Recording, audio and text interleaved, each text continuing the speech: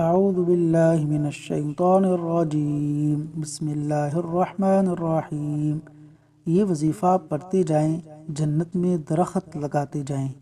نبی اکرم صلی اللہ علیہ وسلم نے فرمایا کہ میں شب معراج حضرت ابراہیم خلیل اللہ علیہ السلام سے ملا۔